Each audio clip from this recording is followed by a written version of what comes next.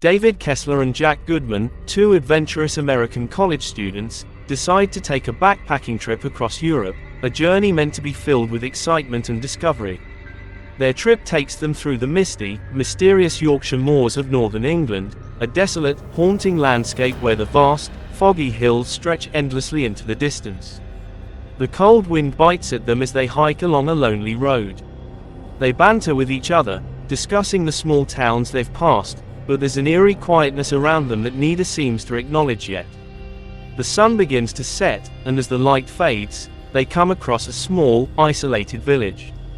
It seems like an old-fashioned English hamlet, with stone buildings, narrow streets, and a general sense that time here moves slowly, if at all. Seeking warmth and rest, David and Jack enter a local pub, aptly named the Slaughtered Lamb. Inside, the atmosphere is immediately tense. The pub is dimly lit, the flicker of candlelight casting shadows on the patrons' grim faces.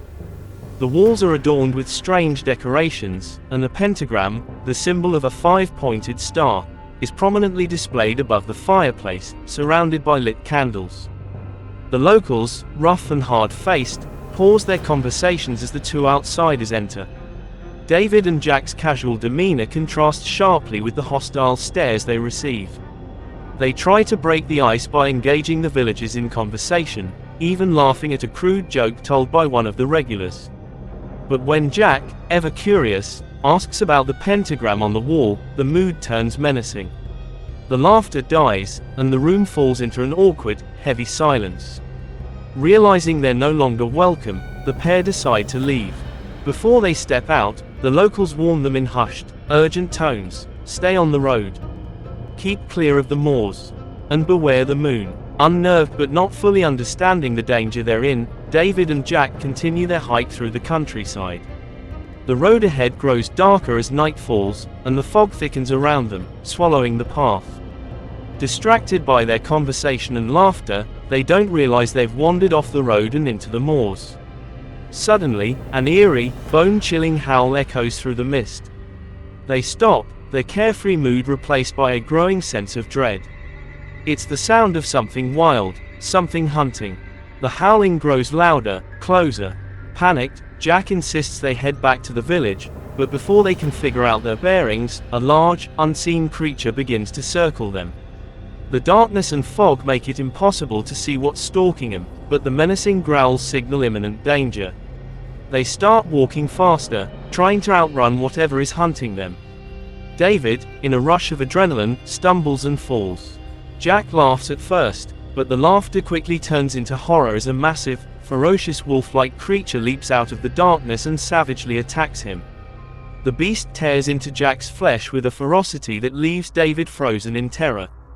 In the chaos, David runs, but the sound of Jack's agonizing screams pulls him back.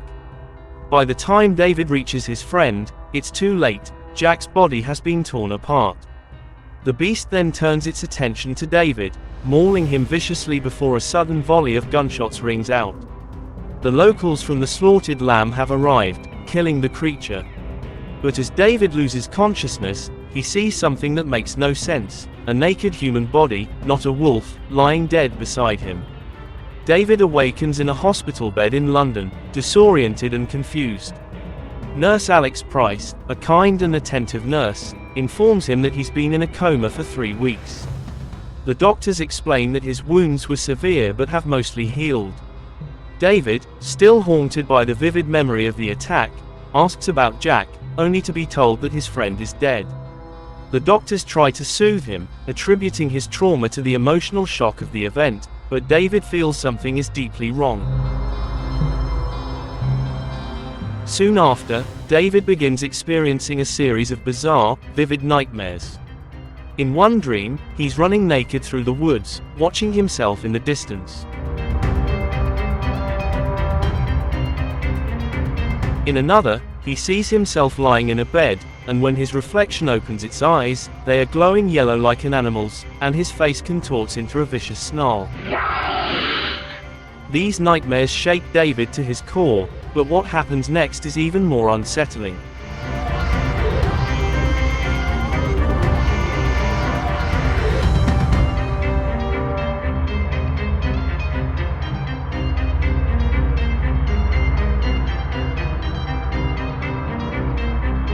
One night, Jack appears to David, not as the friend he knew, but as a mutilated, rotting corpse. His skin is torn and bloodied from the wolf attack, and he speaks with eerie calmness. Jack explains that they were not attacked by a regular animal. It was a werewolf, and because of this, David is now cursed. When the next full moon rises, David will transform into a werewolf and will be compelled to kill.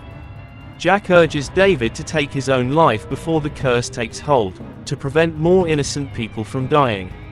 David, of course, is horrified and believes this must be a hallucination caused by trauma. Despite Jack's warnings, David tries to return to a normal life. Nurse Alex, now smitten with him, invites David to stay with her in her London apartment once he's discharged from the hospital. The two begin a romance, and for a brief moment, it seems like David might be able to move past the horrors he experienced.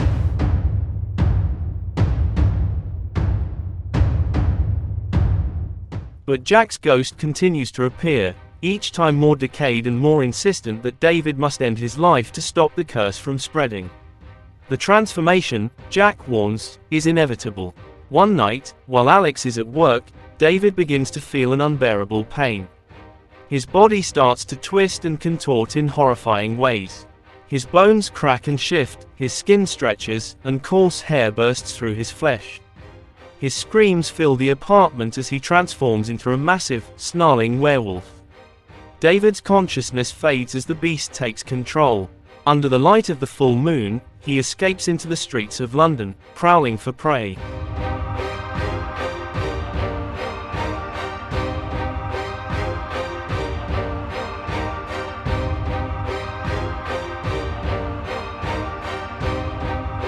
David's first victim is a man on the London Underground, whom he stalks and kills after a terrifying chase. As the werewolf, David continues his rampage, attacking and killing several homeless men and a couple walking through the park. His killings are savage, leaving a bloody trail through the city. But David, lost to the beast, has no memory of the slaughter.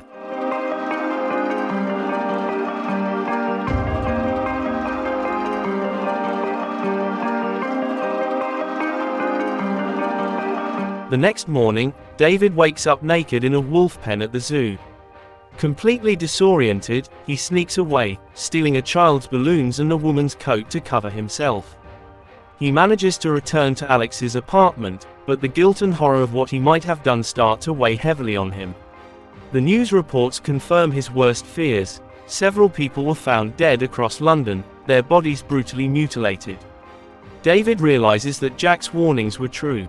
He is a werewolf, and he is responsible for the killings. Desperate to stop himself from causing more harm, David tries to get arrested. He shouts offensive remarks at passing police officers, hoping they'll take him into custody, but his erratic behavior is ignored. Feeling completely lost, he leaves Alex behind, unable to face her after realizing the truth about what he's become. David wanders the streets and eventually finds himself in a seedy adult movie theater in Piccadilly Circus. There, Jack reappears one last time, his body now grotesquely decayed. Jack introduces David to the ghosts of the people he killed during his transformation. They're furious and deeply resentful, but they all share one goal: they want David to end his life to prevent more innocent deaths. The pressure mounts on David, but before he can act, the full moon rises once again.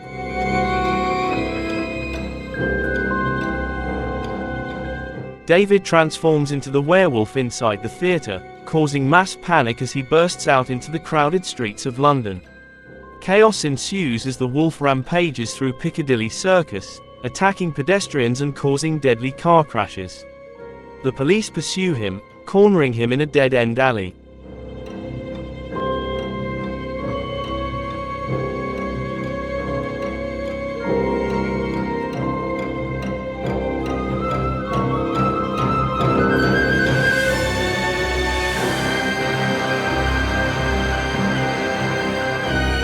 Nurse Alex arrives, desperate to save David, and pleads with him to fight the curse. For a fleeting moment, the beast seems to recognize her, but it's too late. The werewolf lunges, and the police open fire, killing David instantly.